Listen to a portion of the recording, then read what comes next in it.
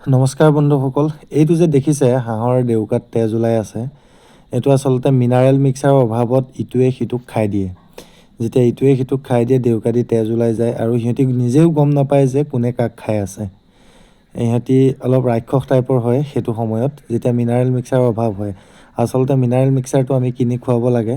কিনি নোখোৱাকৈও এটা লোকেল পদ্ধতিত মিনাৰেল মিক্সাৰ খুৱাব পাৰি। এইটো চাওক, আমি হাঁহখিনি যেনেকৈ জংঘললৈ এৰি দিছোঁ, ইয়াত কিছুমান গছপাত আছে, গছপাতবিলাক সিহঁতি খাব।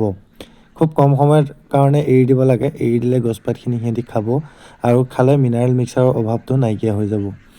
এইটো এটা লোকেল পদ্ধতি, এইটো সকলোৱে একচুৱেলি বুজি নাপাব আৰু কিছুমানে প্ৰশ্ন কৰিব ইয়াত তাতনো ক'ত মিনাৰেল মিক্সাৰ পাব। ঘাঁহ বন হ'ল আমাৰ ঔষধি, সকলো গছপাতেই ঔষধি কিবা গুণ আছে, কিবা নহয় কিবা। তাৰ ফলতে সিহঁতি মিনাৰেল মিক্সাৰটো তাৰ পৰা যোগাৰ কৰি ল'ব পাৰে।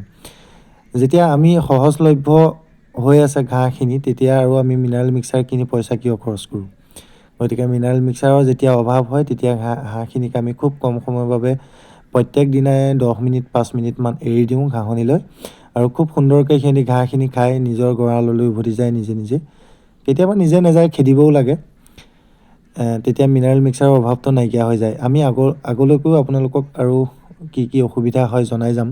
তাৰ বাবে আপোনালোকে আমাক মৰম দিব, ভিডিঅ'খিনি চাই যাব। খুব সুন্দৰকৈ আমি প্ৰতিটো সমস্যাৰে সমাধান দি যাম, যিহেতু আমাৰ 2 বছৰৰ সম্পূৰ্ণ অভিজ্ঞতা আছে।